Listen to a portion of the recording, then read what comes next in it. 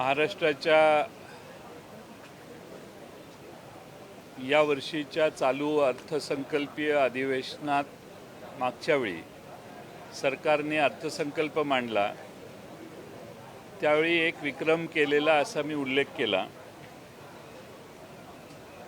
त्यावेळी महसुली तूट ही 45,891 कोटी रुपयाची होती आणि आज राज्याच्या अर्थमंत्र्यांनी पुरवणी मागण्या मांडल्या। त्या पुरवणी मागण्या 57,509 कोटीच्या होत्या, ज्याची चर्चा सभागृहामध्ये 7 आणि 8 तारखेला होणार आहे।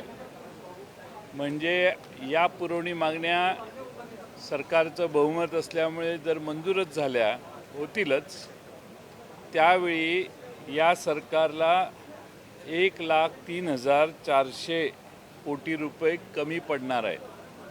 पहिली महसुली तूट 45,891 कोटीची होती बजेटमध्ये। हा एक मोठा विक्रम झाला आणि आज नवा विक्रम केलेला आहे। 57,509 कोटी रुपयाच्या पुरवणी मागण्या मांडून याचा अर्थ सरळ आहे की पुरवणी मागण्या सभागृहासमोर मांडायच्या आणि ते पैसे खर्च करायचे नाहीत। आणखीन जसं हे पावसाळी अधिवेशन आहे तसं हिवाळी अधिवेशन येणार। मार्च महिन्यात पुढचा बजेट मांडण्याच्या आधी एक पुरवणी मागणी येणार। म्हणजे आणखीन 2 पुरवणी मागण्यांनी या राज्याची तूट 1,03,000 कोटीवरून कदाचित 1.5 किंवा 2 लाख कोटीवर हे पोचवतील।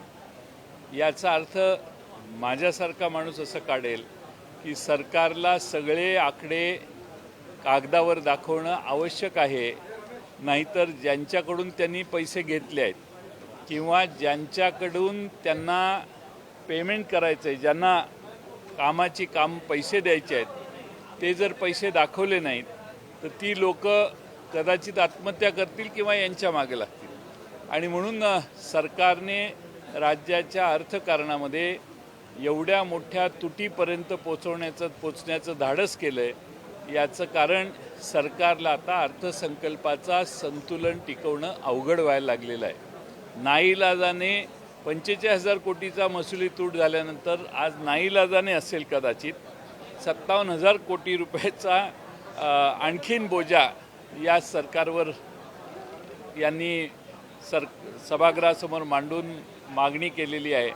याचा अर्थ सरकारचं आर्थिकदृष्ट्या संतुलन ढासळलेलं आहे आणि म्हणून राज्य सरकार नेहमी सांगत असतं आम्ही 18% पोचलो आहे, 25% GSDPच्या आम्हाला पोचण्याचा अधिकार आहे, इतर राज्य 27% पोचतात। जेव्हा हा खर्च वाढत जातो त्यावेळी राज्यातल्या गरिबांच्यावर अन्याय होतो, गरिबांच्यावर आणि दुर्लक्षित समाजावर अन्याय होतो। त्यामुळे SC आणि ST या 2 घटकांना जे आपण बजेट देतो, OBCंच्यासाठी जो पैसा खर्च करतो, तो पैसा खर्च करताना कागदावर दाखवला जातो आणि 31 मार्चला कळतं याच्यातला काही पैसा खर्च झालेला नाही। तीच पुनरावृत्ती पुन्हा यावर्षी सरकार करते असं मला वाटतं। सर, पहले दिन जो है सबने डिमांड्स प्रेजेंट की है सरकार ने, आपने कहा कि वित्तीय जोखिम के लिए सरकार का चला गया है। इस प्रकार से इस सप्लीमेंट्री डिमांड्स को हम देखते हैं और इसके पीछे क्या कारण है, क्यों इतनी डिमांड्स जो बढ़ी है? देखो, आज राज्य के वित्त मंत्री ने 57,509 करोड़ के सप्लीमेंट्री डिमांड्स सरकार सभागृह के सामने रखे। 7-8 तारीख को उसके ऊपर डिस्कशन होगा। लेकिन इसके पहले जब उन्होंने बजट पेश किया था तो वो बजट ही 45,891 यानी 46,000 समझ लो, 46,000 करोड़ का डिफिसिट सरकार ने तभी, रेवेन्यू डिफिसिट सरकार ने तभी बताया था। आज पुरवनी मांगनियाँ सप्लीमेंट्री डिमांड सामने रखे हैं वो 57,509 करोड़ के हैं। इसका मतलब जाहिर है कि सरकार के पास न होते हुए भी 1,03,400 करोड़ रुपए सरकार खर्च करना चाहती है।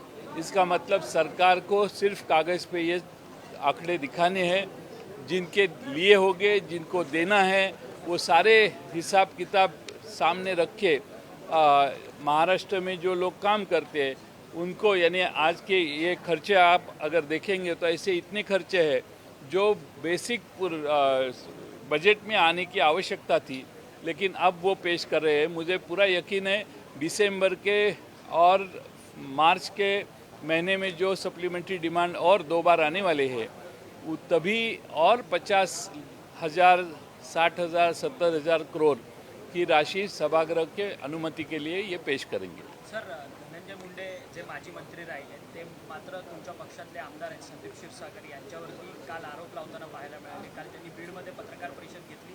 बीडमध्ये जो मुलीचा विनयभंग झालेला आहे कोचिंग क्लासेसमधला, त्याच्यामध्ये संदीप क्षीरसागर यांच्या जवळचा व्यक्ती आहे आणि संदीप क्षीरसागर देखील या सगळ्या प्रकरणात इन्व्हॉल्व आहे, अशा पद्धतीचा आरोप जो आहे तो धनंजय मुंडेंकडून लावण्यात आला।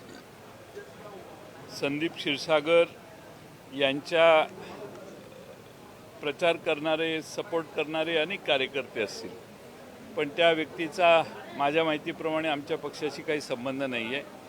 त्याने केलेले गुन्हे दडवण्याची काही आम्हाला गरज नाही। त्याची योग्य चौकशी करा, काय असेल ते योग्य करायला हरकत नाही, पण संदीप क्षीरसागरना बदनाम करण्याची त्यात कोणतीही गरज नाही।